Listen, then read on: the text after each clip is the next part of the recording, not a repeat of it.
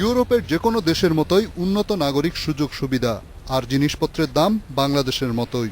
বিনিয়োগ আর সামান্য কিছু শর্ত পূরণ করলেই সেকেন্ড হোম বানিয়ে ফেলা যায় অনায়াসে। এরই সুযোগ নিয়ে মালয়েশিয়াকে সেকেন্ড হোম বানিয়েছেন অনেক দুর্নীতিবাজ। রাজনৈতিক পরিস্থিতি প্রতিকূলে থাকলে সে দেশেই দিব্যি থাকেন, আর অনুকূলে এলেই দেশে ফিরে শুরু করেন নানান দুর্নীতি। তাদের বিরুদ্ধে ব্যবস্থা নিতে মালয়েশিয়ার সাথে চুক্তি করতে যাচ্ছে বাংলাদেশের দুর্নীতি দমন কমিশন।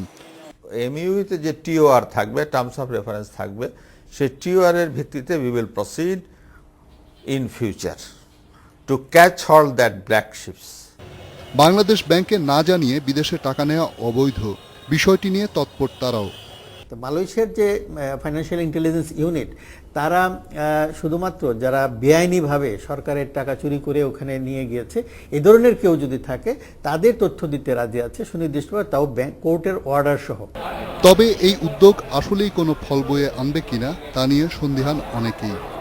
যাদের ক্ষমতা আছে, সাধ্য আছে, তারা বাইরে এরকম বাড়িঘর করছে। বাংলাদেশের রাষ্ট্রের শ্রেণীর সমাজের চরিত্র এইটাই যে আমি অসুবিধা করতে পারবো কিন্তু আমাকে ধরতে পারবে না। আমার মনে হয় না আমরা কোনোদিন জানতে পারবো।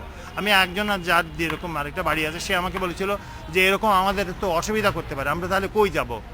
2002 সাল থেকে আজ পর্যন্ত 3007 জন বাংলাদেশি মালয়েশিয়ায় সেকেন্ড হোম কর্মসূচির সুবিধা নিয়ে সে দেশে বিনিয়োগ করে বসবাস করছেন। রিশাদ হুদা, ইন্ডিপেন্ডেন্ট নিউজ, ঢাকা।